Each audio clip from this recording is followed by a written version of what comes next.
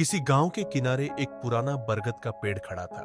पेड़ इतना पुराना था कि उसकी जड़ें जमीन में गहरी बैठ चुकी थी और उसकी टहनियां आसमान को छूने की कोशिश करती थी।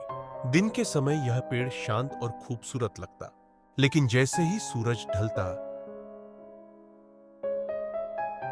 यह पेड़ डरावना हो जाता। गांव के लोग कहते थे कि इस बरगद के पेड़ पर एक चुड़ैल रहती है। गांव के बुजुर्गों के अनुसार बरसों पहले एक बूढ़ी औरत इस गांव में रहती थी। वह जड़ी बूटियों से लोगों का इलाज करती थी, लेकिन कुछ लोगों ने उसे जादू टोना करने वाली कहकर उसे गांव से भगा दिया।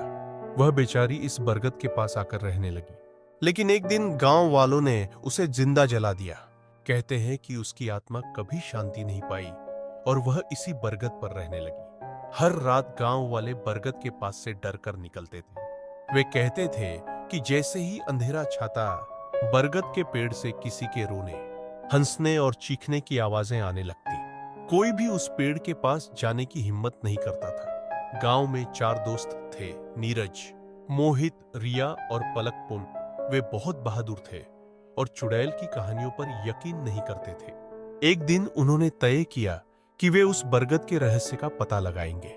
रात का समय चुना गया और चारों ने टॉर्च और लाठी लेकर बरगद की ओर कदम बढ़ाए। जब वे बरगद के करीब पहुंचे तो अचानक ठंडी हवा चलने लगी। पेड़ की टहनियां किसी बड़े सांप की तरह हिलने लगी। अचानक एक डरावनी हंसी सुनाई दी और उनकी टॉर्च की रोशनी में एक काली परछाई दिखी।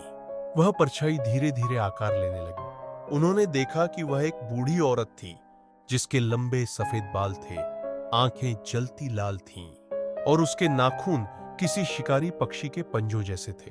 चुड़ैल ने गुस्से से चिल्लाकर पूछा, तुम लोग यहां क्यों आए हो? क्या मेरी शांति भंग करने आए हो? नीरज ने हिम्मत करके कहा,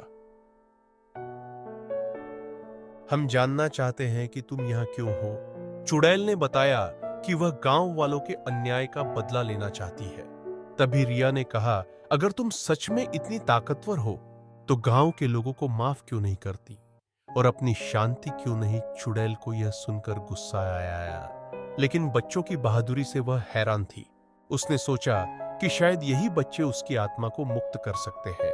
उसने अपनी कहानी सुनाई और बच्चों से कहा, अगर तुम मेरे लिए गांव में माफी मांग सकते हो और मेरा नाम साफ कर सकते हो तो मैं इस पेड़ को छोड़ दूंगी।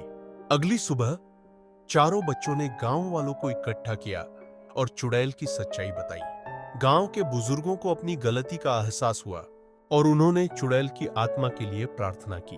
उस रात बच्चों ने देखा कि चुड़ैल का धुआंधार शरीर बरगद से निकलकर आसमान में गायब हो गया। पेड़ से डरावनी आवाजें आनी बंद हो गई और बरगद फिर से शांत और सुहावना हो गया।